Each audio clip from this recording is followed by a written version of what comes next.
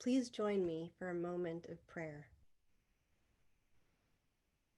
Spirit of life and love, we are one people joined together, and yet we are worlds apart.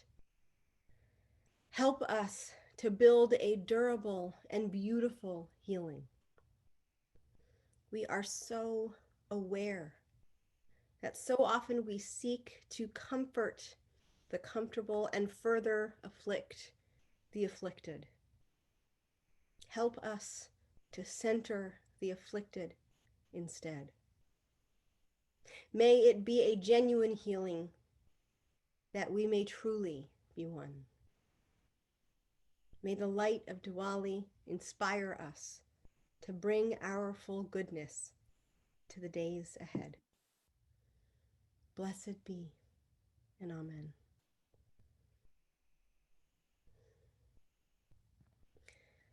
Little over 7 years ago, I stood in front of my congregation in Canandaigua, New York, moved to tears.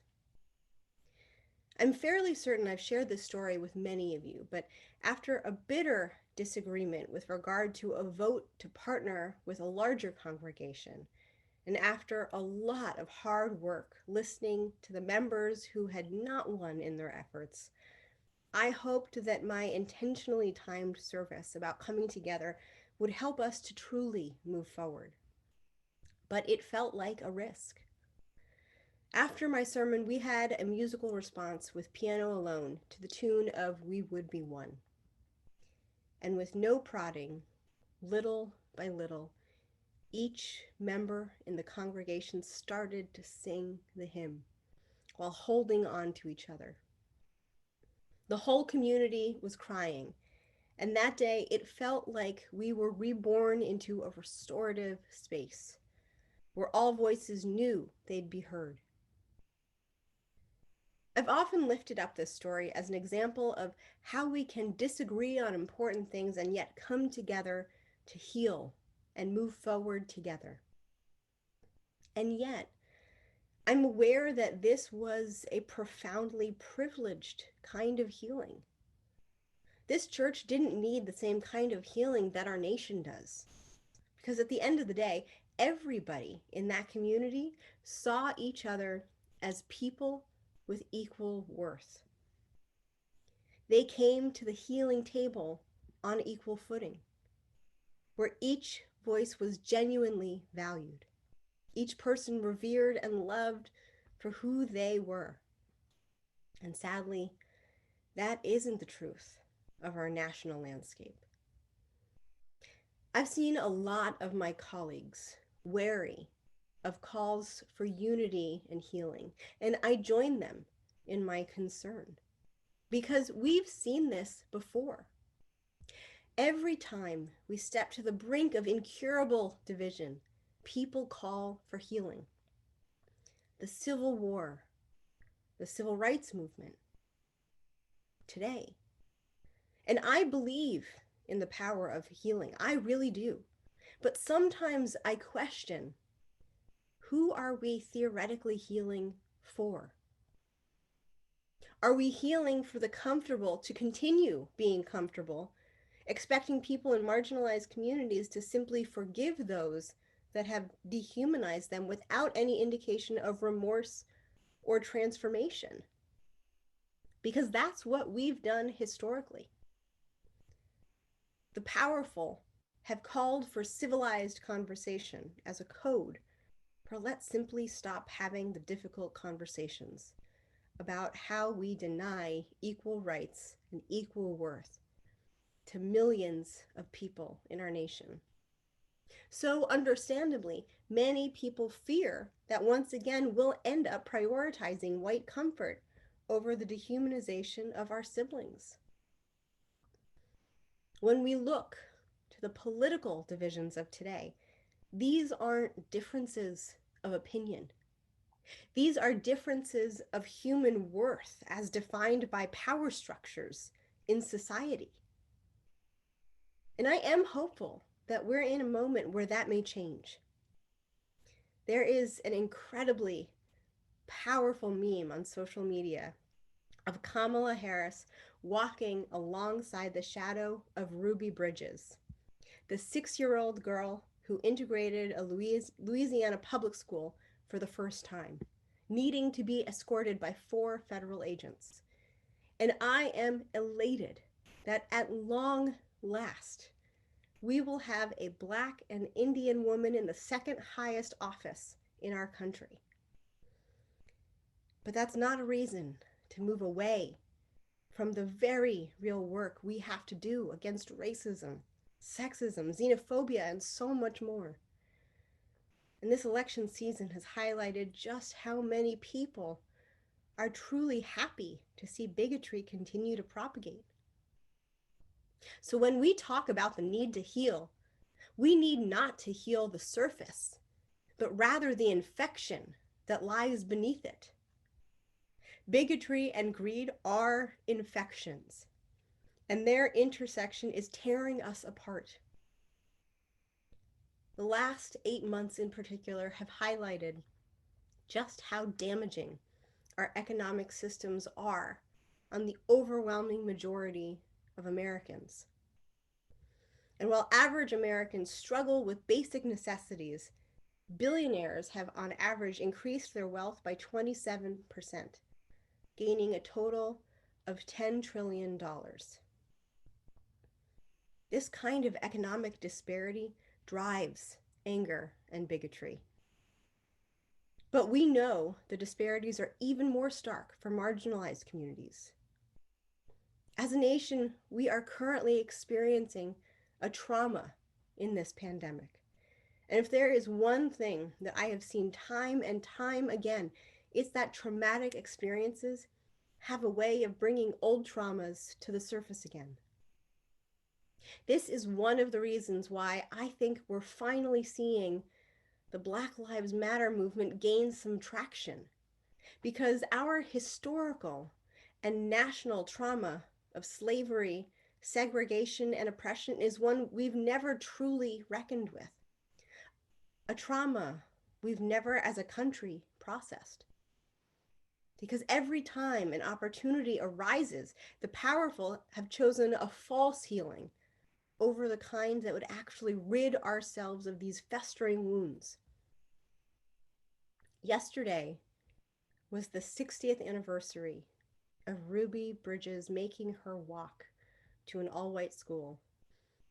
And the moment was so powerful that we tend to think of the story as that moment, a moment of triumph. But it was so much uglier than that in reality. Every child in Ruby's class unenrolled. And for months, Ruby was in a class by herself with only a teacher. The threats she received were not only that day. There were KKK members protesting her presence at the school for months. One day, she was even given a baby's coffin with a black doll inside. All of this to a 6-year-old. A 6-year-old who today is the same age as my parents. What's even more heartbreaking is that Ruby is hardly alone in that kind of experience. That is why this is a national trauma, one that we all must take ownership of. Because we all have a role to play in healing from this national trauma. And it starts with understanding our history, understanding how the trauma has transformed but never truly been healed. And finally, putting those who have been most hurt by our nation's trauma at the center when we ask who this healing should be for. As daunting as it is possible. Thomas Edelman showed exactly how to change the trajectory of his family's history and future.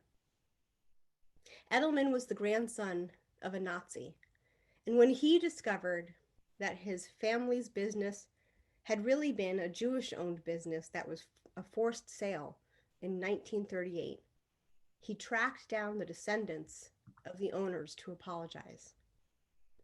He sent Hannah Ehrenreich a message. In it, he said, I believe that if my family supported the injustice of your grandparents' experiences, it is our duty to take this into account and take over responsibility, at least in getting in touch with you to listen and learn. As I am part of the Edelman family, I want to take the first step and listen to you. I do understand that you might not see any benefit for yourself personally in talking to me. But with me understanding and being able to teach my children and possibly other family members about the impact of particular historical decisions, this might help them to make better decisions in their lives. Currently, the political climate in our country is poison. There is a new anti Semitism coming. I want to make sure that at least my family will never again be responsible for injustice experienced by others. I found his words to be especially poignant because it acknowledged that she had no obligation to do the work of healing, even if it was his hope to be able to reconcile. And I wondered if Ruby's ever received such a message. Ehrenreich did decide to speak with him.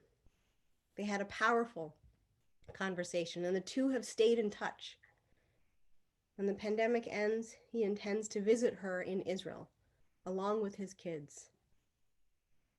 And that is generational healing in action.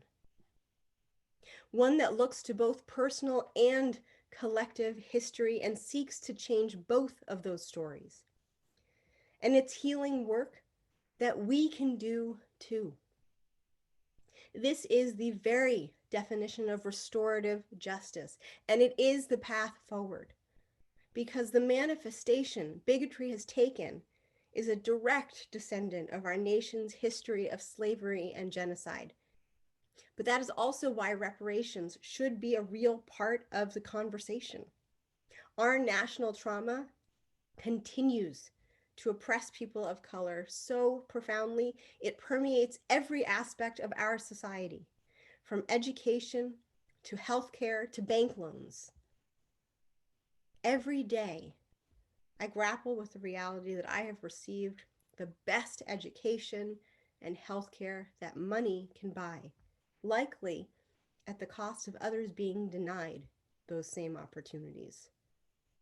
And it haunts me because I want our nation's story to change its trajectory.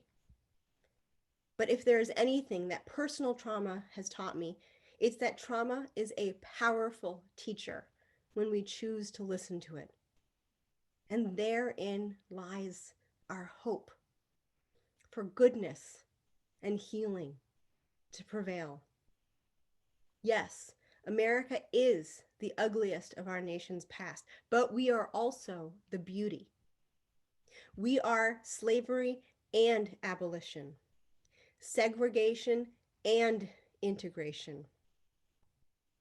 The KKK outside of Ruby's school, and the teacher who fought for her right to an education, who was a beloved part of her life for decades. And we are Ruby Bridges, walking slowly through a time and place that is both mundane and somehow also bigger than ourselves. Ruby sees the through line and understands trauma's transformation because she's lived it. And we can live our nation's transformation too, if we so choose. Our goodness must remember our evil, because that's how our goodness looks to the beauty of our potential. It wants others to succeed as much as we want ourselves to. It sees us all as interdependent. That's why it wants us to remember the whole story, the good, the bad, and the painful, because that is how we heal the infection. Just like recovery from personal trauma, it's the gift of illumination and insight that heals the festering wounds within. This is our national call to healing. It's a genuine reckoning with who we are and who we want to be. That is the wonder of light. Light doesn't shine as good or bad. It shows us truth so that we can't hide behind chosen ignorance. It is this light that will give us a deeper healing. And it is a light that all of us can tap into. In the weeks and months to come, we will likely see the worst of America's entitlement, anger, and bigotry in full force. And we will be called to respond with a mirror and protection for those among us who are being attacked. It may not look like the healing we're used to, but that's because it's a stronger kind, a kind that will need to rip open before it mends. The reckoning is for all of us to do and inspire in others.